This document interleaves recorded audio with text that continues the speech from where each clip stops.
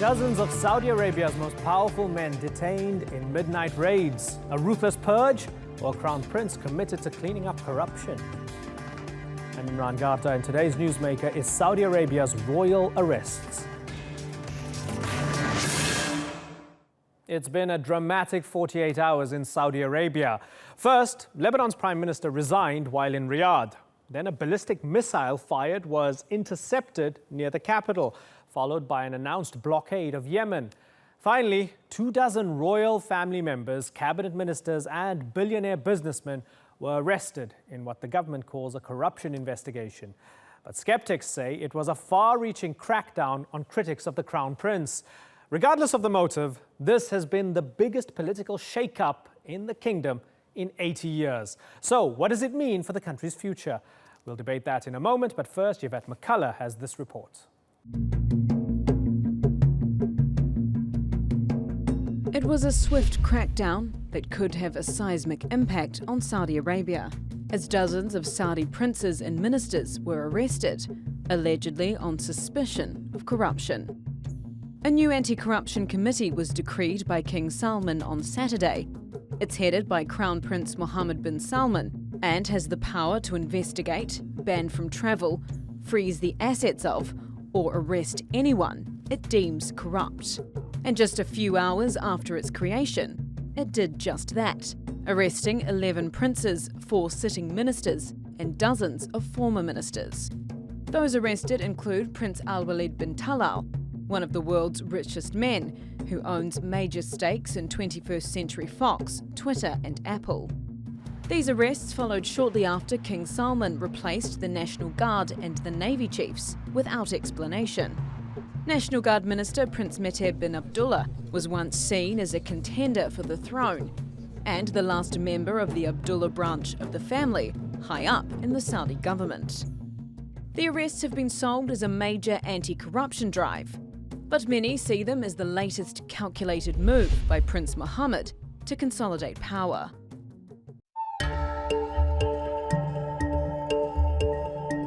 32-year-old Crown Prince Mohammed is largely popular, and many applaud his vision to bring social and economic reform to the oil-dependent kingdom. Prince Mohammed has said that he wants to return Saudi Arabia to moderate Islam, and recently announced bans on women driving and attending sports events in stadiums would be lifted from next year. This corruption crackdown appears to have been welcomed by some Saudis. God willing, everything that has happened yesterday is only the beginning of what is planned, from correcting mistakes, correcting ministries, and correcting any injustices against the general population. Corruption should have been fought a long time ago, because it's corruption that delays society's development. But for many others, these arrests have shocked a kingdom not used to change. And some older, more conservative Saudis are concerned about the direction of reforms, and that Prince Mohammed has amassed too much power too quickly. Is this anti-corruption drive a genuine attempt to clean up and reform Saudi Arabia's ruling class? Or is this a royal purge designed to remove obstacles to Prince Mohammed taking the throne? Yvette McCullough, The Newsmakers. Well, joining me now from Riyadh is retired Colonel David Deroche. He's a senior military fellow at the National Defense University. He also helps train members of the Saudi military. Looking forward to getting your perspective on what they called, sir, the night of the long knives. Did it surprise you, everything that happened over the weekend? Yes, I was surprised by the timing.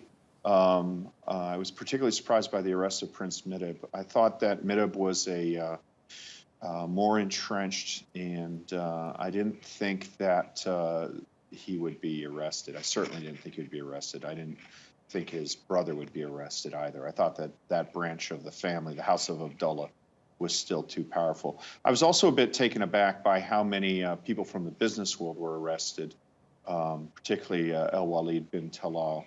I didn't see that coming. Yeah, so interestingly, Prince Mehter, involved in this, arrested, involved in the roundup, removes him from the leadership of the National Guard, which is important in terms of leading the different tribes. Help us understand that a bit more. Tell me about his role and why that was so important.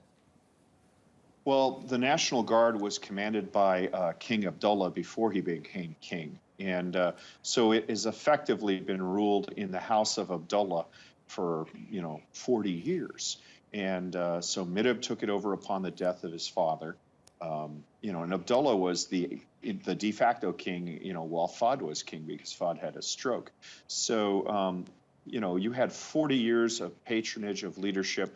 There was a major reform after the 1979 siege of the Grand Mosque, and the National Guard is widely considered to be probably the premier ground force in Saudi Arabia. The conventional analysis had been that it was drawn from the tribes. It was the regime protection force. And it was just a surprise to see somebody who had been the son of, one of Saudi Arabia's longest serving kings and his brother to be just swept aside so easily. Yeah, you mentioned Prince Al-Walid bin Talal and other businessmen, other billionaires as well. Now, the rationale from the royal family or the rulers right now is that, hey, we're going after corruption. I mean, the royal decree even said the homeland will not exist unless corruption is uprooted and the corrupt are held accountable. Is this a political purge of the competition dressed up as an anti-corruption drive, or might it really be about corruption? We won't know for years. Look, the proof is in the pudding. This could be the substitution of one form of corruption for another, or it could be genuine reform. Everybody has agreed Saudi Arabia needs to reform itself. Everybody is welcoming the idea of a Saudi Arabia where business decisions and government spending are made on business grounds and on government grounds, and they're not made based on who knows whom. And it takes a strong person, it takes a strong leader in order to change the mode of doing business. It takes like an Ataturk or a Nasser. And the problem is, until he's been in power for a number of years, you don't know whether this is genuine reform or whether he's just saying, okay, instead of dealing with these people, now you have to deal with me. But he's saying all the right things. And we don't have any choice other than waiting and seeing what his actions are. Yeah. His actions could be very positive. Yeah, he's certainly a maverick, a real character who's enacted extraordinary change in a short space of time. Yeah. He's only, 32 years old, is Mohammed bin Salman. Now, let me ask you about the United States. So, according to the Washington Post, Jared Kushner, the president's son-in-law, and Mohammed bin Salman have been burning the midnight oil up until 4 a.m., devising plans and hanging out in Riyadh. Did all of this happen with the blessing of Washington? Hard to say. First off, I should point out that Washington Post article was a commentary piece, not reporting. Right. So it's not subject to the normal fact checking. It's a David Ignatius piece. And good point. Sometimes he's very right, sometimes he's very wrong. Staying up till 4 a.m. is not as extraordinary in the culture here in Saudi Arabia as it is over there, for no other reason than a guy flying over. I stayed up till 4 a.m. last night because I'm jet lagged. Look, Saudi Arabia doesn't need Washington's blessing to embark on reform or to embark on this.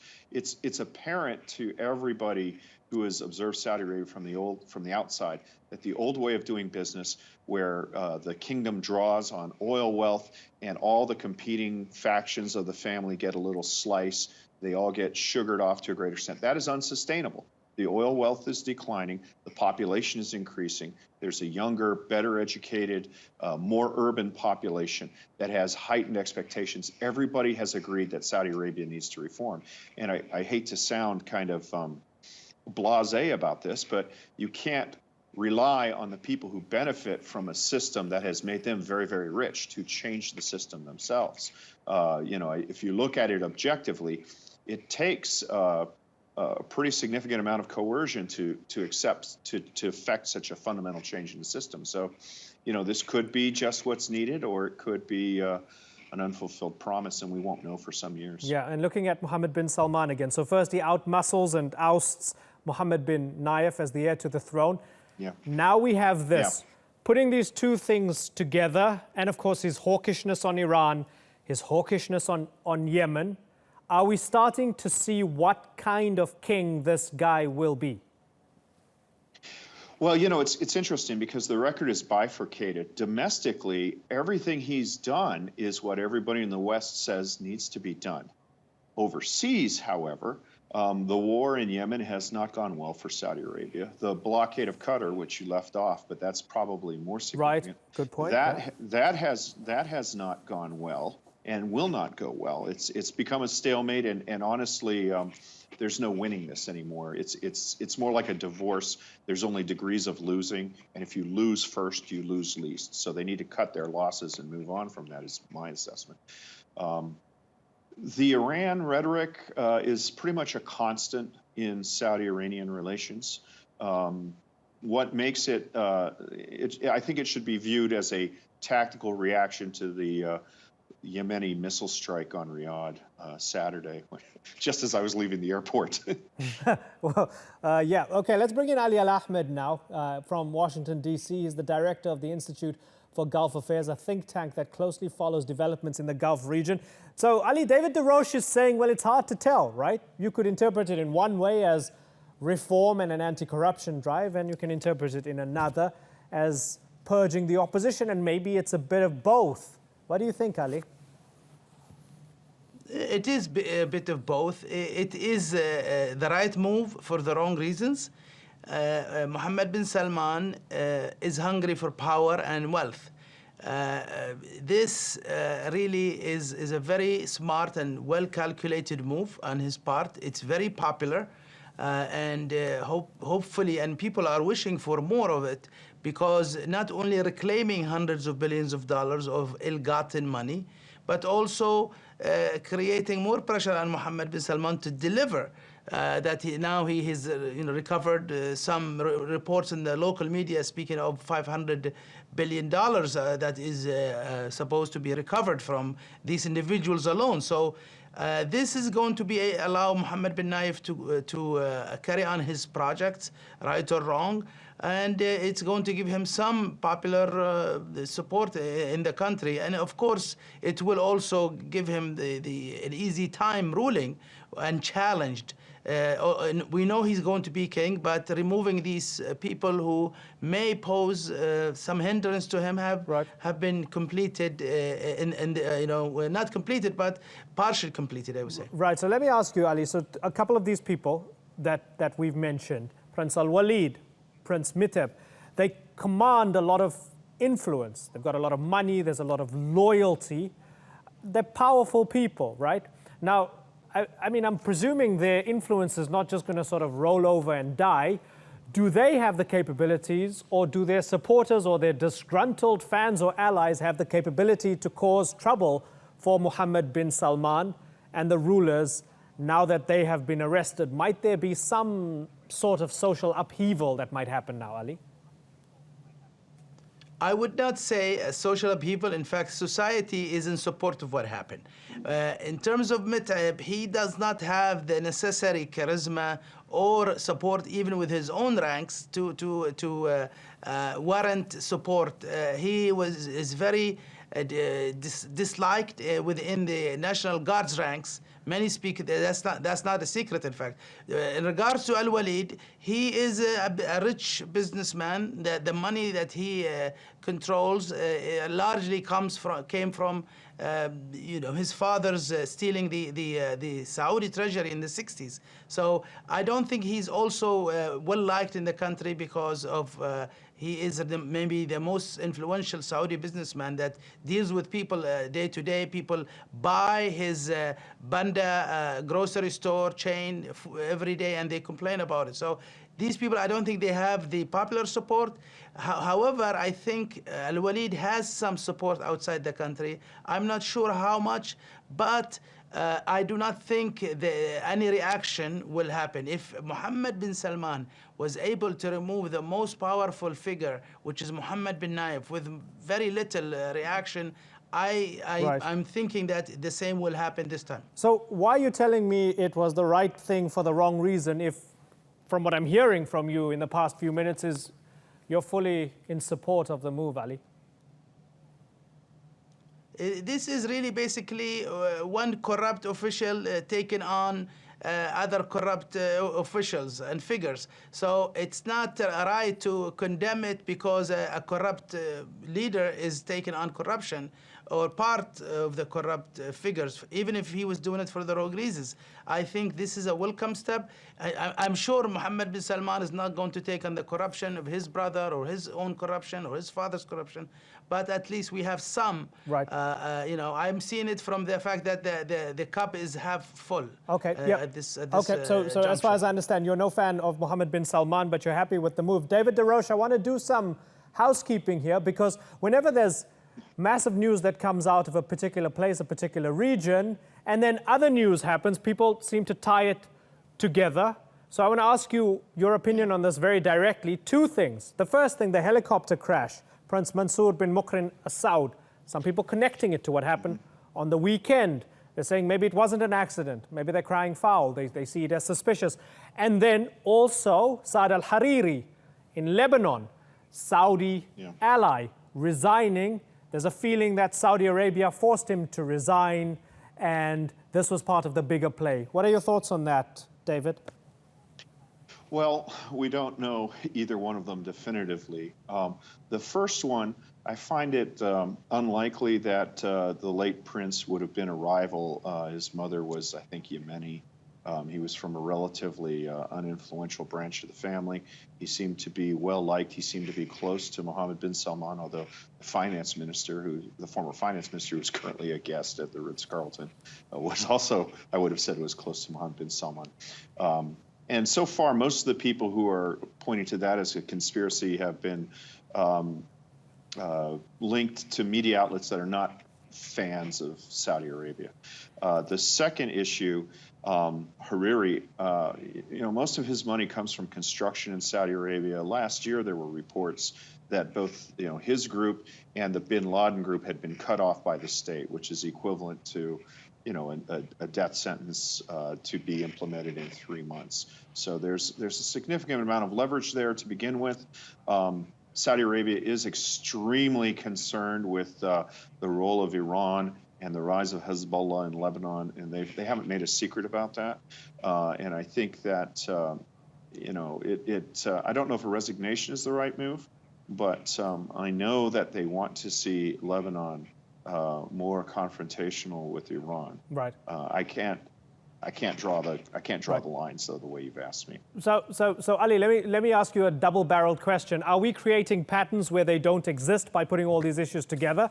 And secondly, taking it a step further from what David just mentioned, are we seeing all the pieces being put in play for greater confrontation with Iran by Mohammed bin Salman? And the first half of the question, the Mansour bin Mukrin, that's an accident. There is no suspicion of anything there. It's just basically an accident.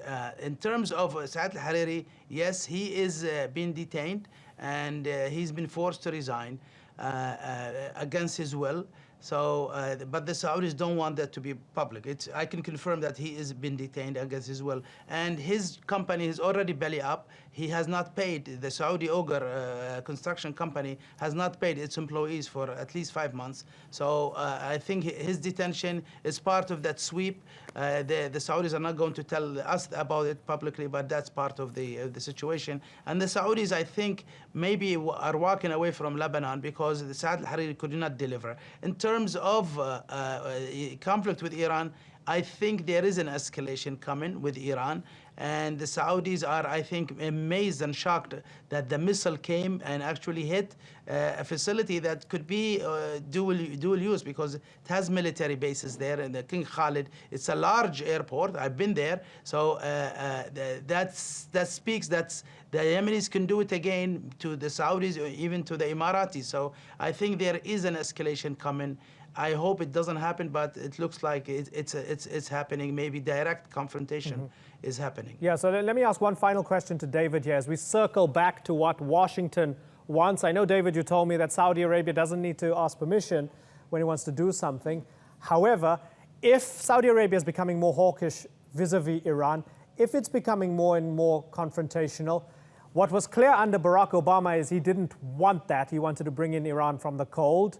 Is it clear that under Donald Trump, he's okay with the Saudis getting a little bit more spiky with the Iranians, with this Cold War becoming a little more hot? I'm sorry to give you such milquetoast answers, but I think that I don't know what Trump thinks, and he defies conventional logic and conventional wisdom. But the defense and security infrastructure of the United States is very, very hesitant to create a situation where our ally or a partner, Saudi Arabia, could drag us into a war that we're not ready for, not prepared for, or don't want. And I think that at least at the professional ranks, nobody's spurring these guys on, because we know that if a confrontation, if it becomes an actual war, it's going to drag us in. And the United States prefers to confront its enemies at a time and place of its own choosing, not at a time and place of its partner's choosing. Okay, lots of questions, few answers for the moment, but definitely lots of changes in Saudi Arabia at the moment. We'll be watching it closely, and of course, tomorrow we'll be looking at everything that's going on in Lebanon after Saad al-Hariri resigned. David DeRoche and Ali Al-Ahmed, I thank you very much for joining us on the Newsmakers.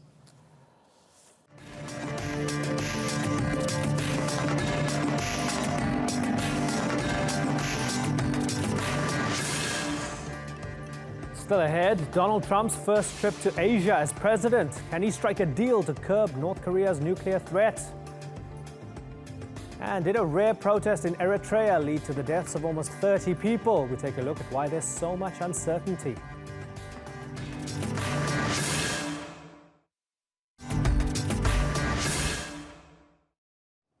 Welcome back to the Newsmakers.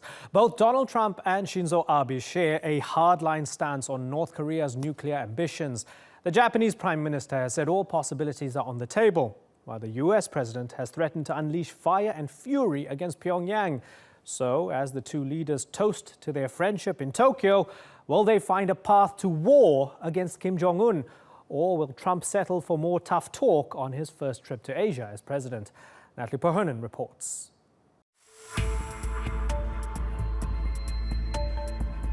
US President Donald Trump has begun his five-nation tour of Asia with an ambitious agenda to tackle trade, territorial issues and North Korea's nuclear weapons program. And the first stop on the itinerary is Japan. Trump had a captive audience when he delivered this message shortly after touchdown. No dictator, no regime, and no nation should underestimate ever American resolve. The President and Japan's Prime Minister Shinzo Abe have put on a public display of mutual affection. This is an alliance both parties want to strengthen. トランプ大統領との2人の友情の上に、信頼関係の上に、日米同盟の絆をさらに確固たるものにしていきたいと思います。また、北朝鮮情勢をはじめ、国際的なさまざまな課題についてじっくりと。Abe says Japan will issue new sanctions against 35 groups and individuals with ties to Kim Jong-un's regime. He says it's to resolve Pyongyang's abductions of Japanese nationals and North Korea's weapons program. Trump has hinted at pursuing a less diplomatic course of action. The era of strategic patience is over.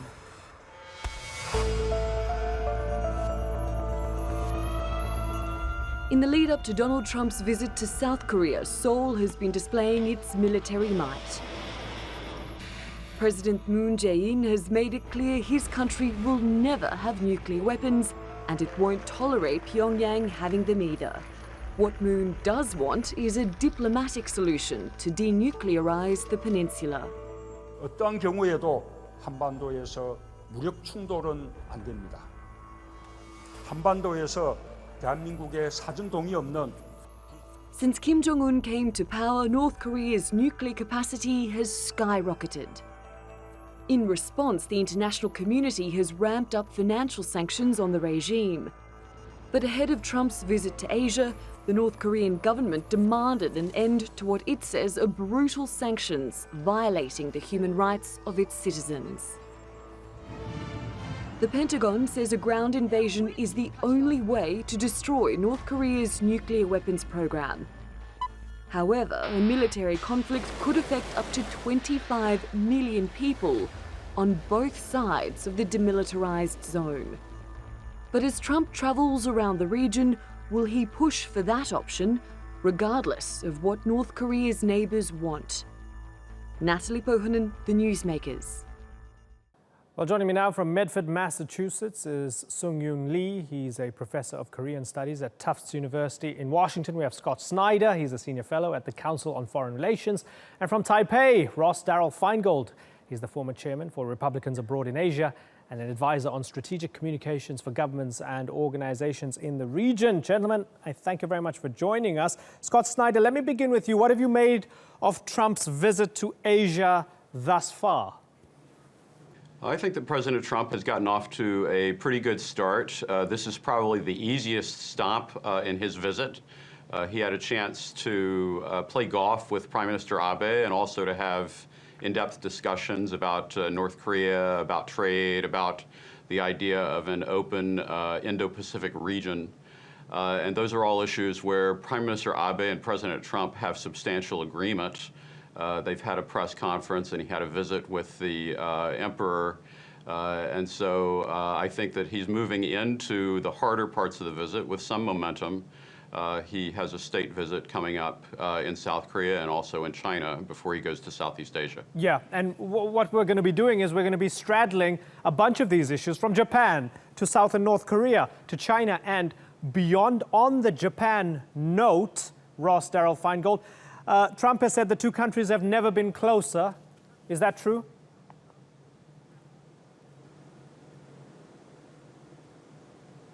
Well, it's probably something every American president would say when they're visiting Japan.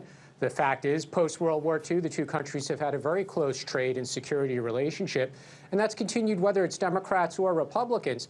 But there is an important reality here, to be fair to President Trump, which is he has established a very strong personal rapport with Prime Minister Abe, and I don't think it would be fair to deny that. And it does contrast a bit with his predecessor, President Obama, who was known for having more distant relationships with foreign leaders. He wasn't really someone who liked to go golfing and chat and schmooze with the foreign leaders the way his predecessor did, George W. Bush.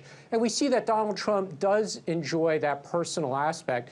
And hopefully it's good for the bilateral relationship of the two countries. Yeah. Sung-Yoon Lee, when Donald Trump said no one, no dictator, no regime should underestimate American resolve, I'm assuming he's referring very directly to Kim Jong-un. He said that in Japan. How did that go down in the region? President Trump also said that the U.S. and Japan and South Korea need to be united in their strong stance against North Korea. The Japanese Prime Minister replied that talks for the sake of talks is no good at this point. It's time to put more financial pressure on North Korea. And that led to Mr. Trump's response that, yes, we need to make North Korea recalculate its interests and return to talks and change policy. That is a truism that is loaded with a message toward the South Korean president on the eve of Trump's visit to the country. Why? Because Trump and the South Korean president, Mr. Moon, fundamentally have different views on how to approach North Korea. The South Korean leader is very much pro-engagement, even unconditional engagement, and we know that the U.S. right now is opposed to that. So there's bound to be friction, underlying tension between Moon and Trump when they meet in a few hours. Yeah, Ross Darrell Feingold, I mean, isn't there a good point there, whereas the South Koreans are saying, hey, we have to live here. You can talk about locked and loaded and fire and fury and have all the threats you want to have and direct them towards North Korea, but we have to live in this neighborhood and we have to deal with the potential fallout, so tone it down. Can you understand that fundamental difference between the South Koreans and President Trump when it comes to North Korea?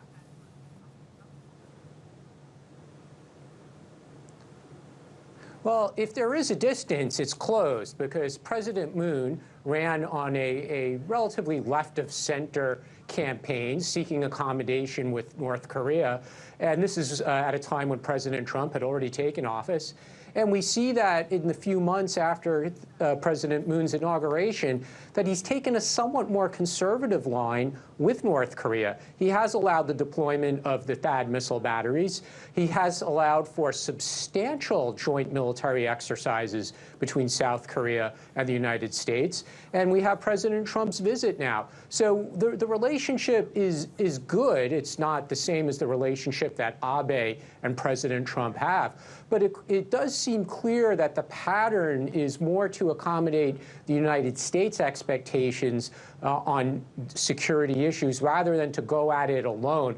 Because the South Korean government also knows that they cannot go at it alone. They cannot have bilateral talks with North Korea without involving the other stakeholders, such as the United States and Japan. Right. And that's a reality that President Moon is confronting. Yeah, Scott Snyder, who has to reassure or accommodate whom more? South Korea to the U.S. or the U.S. to South Korea?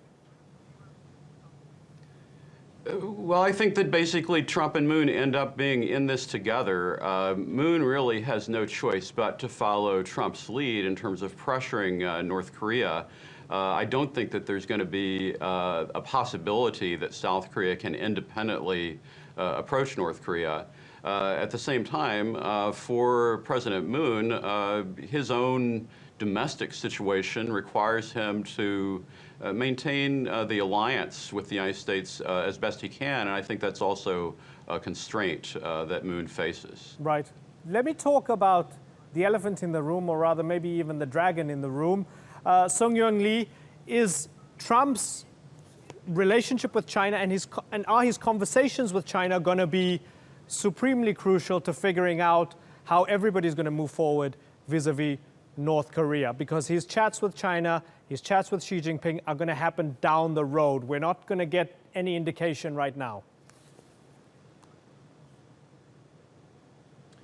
President Trump also mentioned economic issues with respect to U.S.-Japan trade, U.S.-China trade, and left out South Korea in that equation. When Moon and Trump met in D.C. in late June with the South Korean president right next to him, President Trump used strong words like a fair shake, fair burden sharing. South Korea has to stop enabling dumped steel entering American markets and so on. So Trump is sending on multiple fronts the message that he is very much dedicated to pursuing a more equitable trade relationship with China and South Korea. At the same time, trade issues are, of course, very important, but they pale in comparison in the context of state-to-state relations to security issues like North Korea's growing nuclear threat. So yes, Trump will bring up economic issues with Xi, but will mostly focus on trying to persuade Xi to put more meaningful pressure on North Korea, and probably that exhortation will fall on deaf ears but a smiley face. President Xi is now poised to be the next paramount leader for probably the next decade.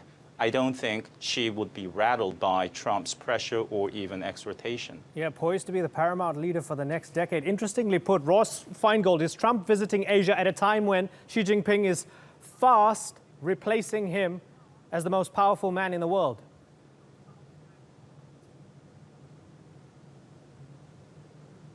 Well, it's an excellent question because of the different kinds of angles that people approach this issue.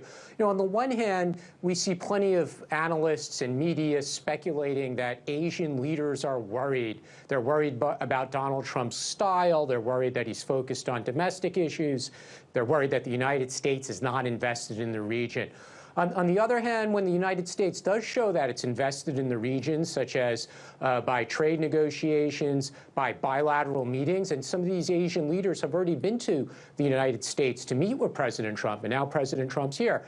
So when the United States takes moves to show that it is invested in the region, then we get criticism that, people don't really like Donald Trump, so maybe they don't want him to be here. The reality is that the United States is deeply involved in this region, and it's not something that arose under President Obama, even though he put a marketing name on it, calling it the rebalance or the pivot. The George W. Bush administration, the Clinton administration, George H.W. Bush, U.S. governments have been heavily invested in Asia continuously for decades. And Donald Trump is continuing that. And generally speaking, just like in other parts of the world, despite media criticism of United States policies under both Democrat and Republican presidents, the reality is that governments in Asia, potentially with the exception of China, do welcome a heavy U.S. presence, whether it's through trade or security or other initiatives of the United States. So Donald Trump's visit is certainly something that's welcomed by Asian leaders. Yeah, well, let me take an adjusted version of that question and ask Scott Snyder. Obama pivoted to Asia. Is Trump visiting Asia at a time when he is weaker as U.S. president than Obama was? And in fact, China might be calling the shots. I don't think that President Trump is necessarily weaker than President Obama was, but I do think that he has a challenge in terms of his messaging in Asia, because he goes to Asia with this America First message. At the same time, we need our allies. We need the security network that the U.S. leads. And there are risks with allies that America's first can be interpreted as leaving the allies behind. And in fact, I think that what all the parties in the Asia-Pacific want is to know that the U.S. has staying power as they see China's rise. They want the U.S. to continue to be involved in security in the region. And President Trump does have a message about a free and open Indo-Pacific region, which is a substitute for the rebalance, but we'll just have to wait and see how that plays out during the course of the trip. Right, Sung-Young Lee, so let's see how this might play out down the line. So Trump visits Asia, he talks tough on North Korea, he strengthens his alliances with multiple players in the region. The US and South Korea conduct drills as they always have. The North see it as a provocation. They launch a missile or two. Everybody freaks out again. Rinse and repeat. Is this how this cycle is going to continue to repeat itself because of the nuclear deterrence? Well, that's been the pattern for 25 years now, and it's likely to go on because the fundamental dynamics are still in place in which China relentlessly supports, gives aid to North Korea, especially in particular in the wake of a North Korean provocation like a nuclear test. Now, I already give Mr. Trump high marks, although there's really a high possibility that he will go on to make a series of faux pas, perhaps even make disparaging remarks in South Korea or China or Vietnam or the Philippines, but simply to show up, and not only to show up, but spend 12 days on a visit to East Asia, which is the longest by a US president in some 25 years. You know, simply showing up sends the message that the US is involved in Asian affairs and does care about not only allies, but other small countries in Southeast Asia that feel rather threatened by China. The comedian Woody Allen said, you know, 90% of success is simply showing up. So Trump is doing the right thing because America First sounds grand, but to win your constituency in terms of domestic politics as you lose much of Asia to China is surely to be America second. Yeah, interesting. I mean, he is going to be showing up. Scott Snyder, he's not expected to be slapping anyone on the wrist in terms of human rights. That's the expectation. We'll wait and see if it unfolds differently. But when he goes to Manila or Hanoi or Beijing, he's not expected to say, hey, stop locking up dissidents, or hey, Duterte, stop the extrajudicial killings. Is that just a more honest way of doing realpolitik from a US president and not faking it anymore? Or does that diminish America's standing? Well, I see President Trump as an outlier and not in the mainstream necessarily on how to deal with the human rights issue. It certainly contains elements of realpolitik. I actually think that the more interesting and bigger issue where we can see potential frictions or challenge is on this bilateral focus on fair and reciprocal trade. And so that's, I think, the area where every country that Trump visits is going to feel like it is under a certain amount of pressure to readjust their bilateral merchandise trade relationships with the United States. And based on what he has said in the United States and with his core constituency, I think that's actually the issue that he's going to have to be able to make some progress on. Ross Feingold, human rights or fair and unfair trade? Which do you expect to be a more, potentially a bigger flashpoint?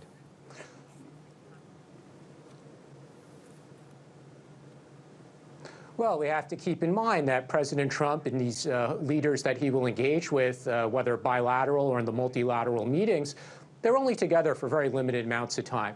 And there are a lot of issues that they will discuss, whether it's trade or security. And there are things they will discuss behind closed doors that we can only speculate whether human rights will come up. We also have to keep in mind that we haven't even covered in this conversation all the other issues that are on the agenda, an important one being terrorism and specifically anti-terrorism cooperation. And frankly, that's probably a higher priority when he meets with the Philippines than when it is when he meets with other countries. So there are just a number of issues that are on the agenda and time constraints. But when it comes to human rights, President Trump, and not just human rights, but religious freedom as well. President Trump has been outspoken about this issue. He probably doesn't get enough credit.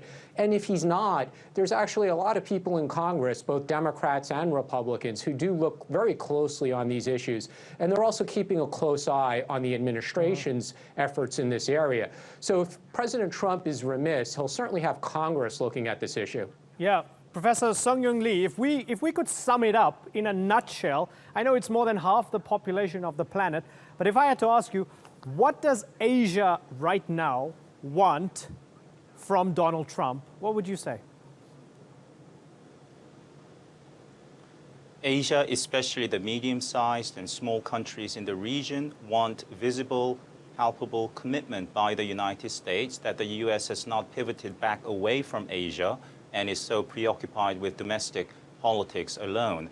China is, of course, a growing power, and that presents some opportunities for some countries in the region to improve their relations with China.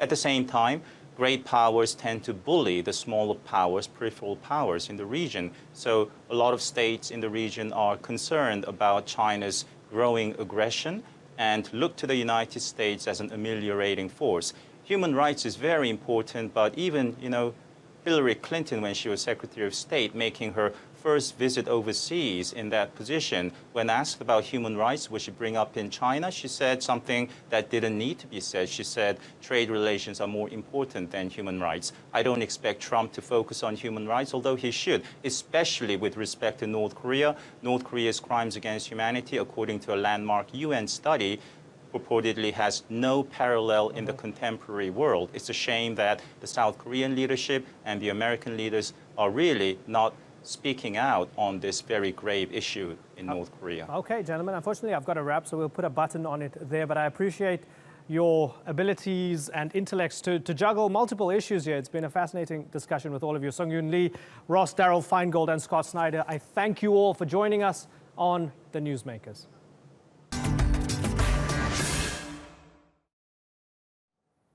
It's now become an all too familiar pattern, an anti-government demonstration that begins peacefully, ends in fighting with security forces and even deaths. And now in Eritrea, news has emerged of a rare protest against the government. But there's mystery surrounding whether it actually led to the killings of 28 people.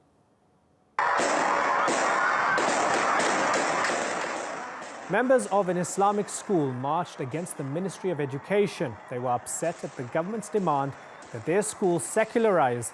When a school board member refused, he was arrested. Human Rights Watch says demonstrators may have been killed, but so far there's no way of telling for sure. Okay, to explain why, let's go to Stockholm and talk to Meron Estefanos. She's the director of the Eritrean Initiative on Refugee Rights. I thank you very much for joining us. Ma'am, we're confused as to whether 28 people died or not. We're getting conflicting reports. The government says there were no deaths and that this is fake news. What do you say about this? I cannot be sure when it comes to the 28 people dying. I think it comes from the Associated Press report, so I cannot really comment on it. As far as I know, I don't know if there have been anyone who has died or not, but I know that there has been a protest. Okay, so let's just talk about the alleged deaths for a moment, and then we'll expand upon it and talk about protests, because that in itself is newsworthy. Human Rights Watch saying that this figure of 28 dead comes from the Red Sea Afar Democratic Organization, or ARSADO, and they aren't very objective because they are Ethiopian government funded, and they support armed opposition against Eritrea, so they're not a credible source of information. So when I looked at this and I saw that even Human Rights Watch saying that the people saying that 28 weren't killed is not coming from an objective source, doesn't that help the government and feed into the government's narrative that all this news about Eritrea is just coming from Ethiopia and it's Ethiopian propaganda to make them look bad? Not really. I'm not even going to comment on the Red Sea Afar. I mean, like, they will have to answer for whatever they get the figure from. But me, working as a journalist, I work for Radio Arena. We did report. We broke the story. We never reported 28 people has died or something. What we reported was that there were a protest happening, which is the truth. The government is always denying any kind of, whenever something happens inside the country, we're used to them denying everything, whatever is happening in the country. So this time, the reason that they even admitted is if it wasn't for the US embassy in Eritrea, if they didn't post the travel warning, they would have denied it. So it's always like that. Okay, so let's talk about the protests. We'll put the alleged deaths aside. So as far as I understand, there were two different protests. One over the Islamic school, Al-Dia, and then another one that sort of grew out of that, which was much larger and later on, and the police put these down. Now, the government's admitting to a small one over the Islamic school, and it's saying everything was sorted out afterwards. Tell me what your take on it is. What happened, and how many protests were they, and how big were they? What happened is everything escalated after the arrest of Haj Musa, who was 90-year-old. He's honorary director of Al-Dia Islamia School in Asmara, in an area called Akrea. So what has happened is when the government ordered that they have a ban on headscarves. So that was what the whole arrest was about. So Haj Musa was saying, no, this is our religion. We have to stand for our religion. This is an Islamic school that had been operating for almost 50 years. So it was all about veil, you know, that how women, everybody have to be uniform, have to wear a uniform, which nobody is arguing about. But removing the headscarf to a Muslim woman, I think you are infringing in I mean, this is just like abusing their basic right, their religious right. So this is what has happened. And when Haj Musa refused, the video of him speaking that he will stand for his religion, the government tried to twist it by saying it's something un-Islamic or these are jihadists, you know, all kind of misinformation has been going on from the government side. When a 90-year-old Hajj got arrested, so that's when everybody felt now this is getting too much. So it was students that just decided to protest. It was not something planned ahead or anything. It was just an anger that people has been feeling. So when you touch something that's very, what can I say? So they felt it was just, now you're using our religion against us. So that's the kind of feeling that most of these young people had. And it wasn't really a protest. The first one was in Akrea, just students. When you see in the picture, I've seen so many videos, so I don't know the exact figure. But then the others that were protesting outside the government office was asking for the release of Haj Musa, which were women, children, and all kind of age. And it wasn't only Muslims that were demanding for his release. There were Christians that joined the protest as well. So one thing led to another, and it escalated. It wasn't the police that stopped it. It was the military. They were asked to shoot at the protesters, but the military refused. Instead, started shooting towards the sky. And that's why we've been seeing the last 4 or 5 days has been a lot of arrests within the military, those that refused to shoot, and a lot of arrests. Just today, many mothers of those that protested were arrested. So there has been a lot of arrests towards the young people, the mothers, the committee of this Al-Dia school. That's what I know so far. Right. Very briefly, because we are running out of time, are you encouraged Given that they call Eritrea the North Korea of Africa, are you encouraged at the bare minimum that people are taking to the streets? They're brave enough to stand up against the government right now? Of course, I mean, like Eritrea is a 26-year-old country, and for first time ever, we've seen a protest. Not only did people protest, they even managed to capture it, which is very unseen and rare thing to see in Eritrea. So I'm very confident that my people will stand up for their right, and yeah, sooner or later, this government is going to fall. Meron S. Stefanos, it's been a pleasure talking to you. I thank you very much for joining us on the Newsmakers. Thank you for having me.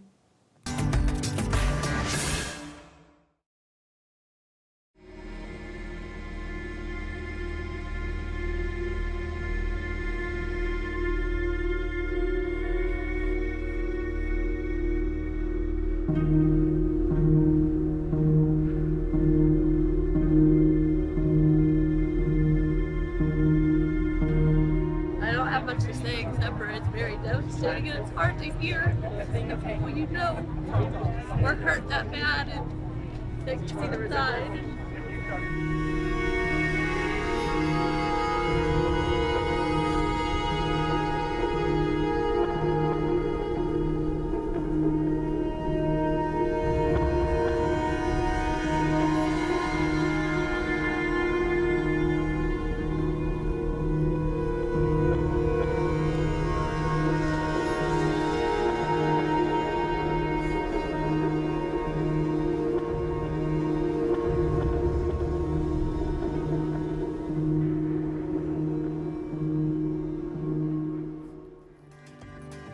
And that's all for this edition of the Newsmakers with me, Imran Garda. You can check out more of our stories on YouTube, Facebook and Twitter.